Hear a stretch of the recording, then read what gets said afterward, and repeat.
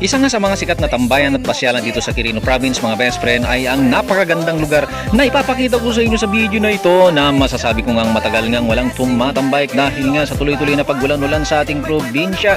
Pero ngayon na medyo huminto na ang paggulan-ulan dito sa Quirino Province ay atin ngang muling dalawin mga best friend. Halika at pasyalan natin muli mga best friend. Make sure na papanoorin mo ang video na ito at ipapasyal ko kayo.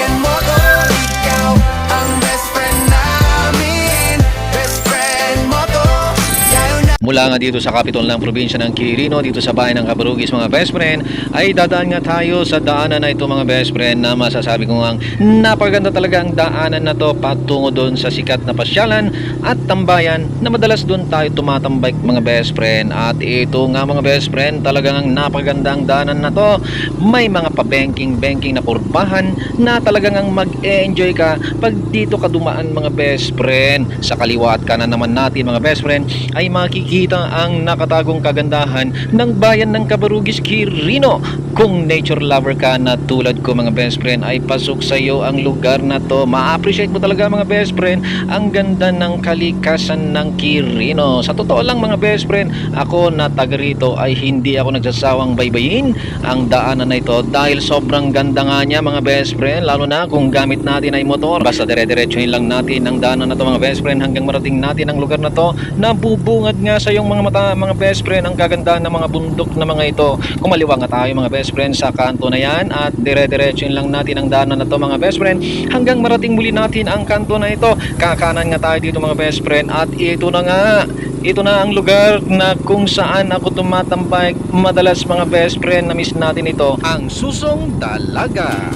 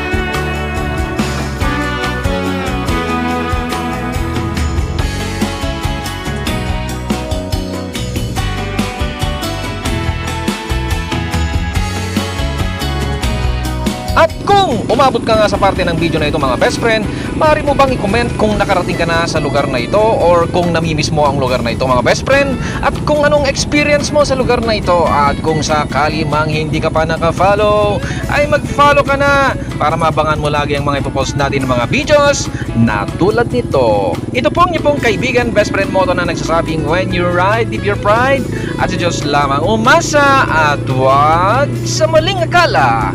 See ya on the road!